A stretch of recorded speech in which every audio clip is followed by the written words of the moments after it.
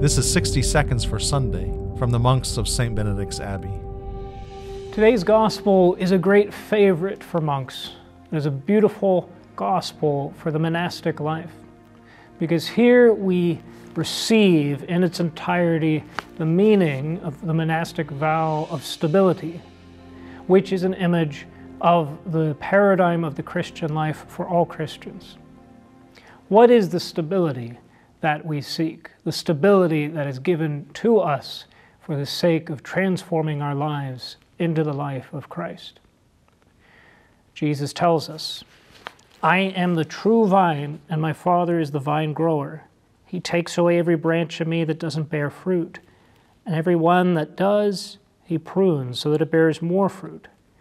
You are already pruned because of the word that I spoke to you. Remain in me as I remain in you." This verb to remain, in Greek, maneo, is the same verb used at the beginning of the gospel when John and Andrew asked Jesus, "Where do you stay? Where do you remain?" We want to stay with you. We want to follow you. We don't want to be anywhere where you are not. Where do you remain? And Christ shows us a sign of remaining in him, namely pruning. The first years in the monastery are a great testing period. Is the candidate truly called by God? Does he have an eagerness for the work of God and for trials that lead to God and obedience?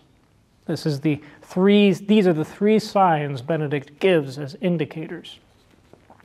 Trials that lead to salvation, to new life, is a sign of the vocation. And we can only discover this by remaining.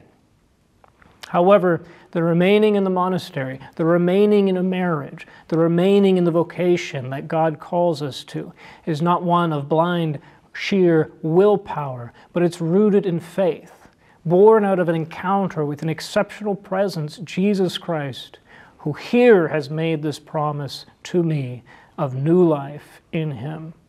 And so we remain, and we see this life grow in us in time. This is why we don't need to be afraid when the pruning comes. Often it's a sign of new growth. It's difficult for us to let go of or even admit the detritus of our own hearts.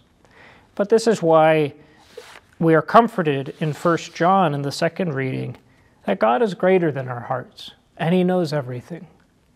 Therefore, we do not have to be afraid at the abyss of our hearts, because at the foundation of that abyss is a greater abyss of God's love for us. For more from St. Benedict's Abbey in Atchison, Kansas, see our website, kansasmonks.org.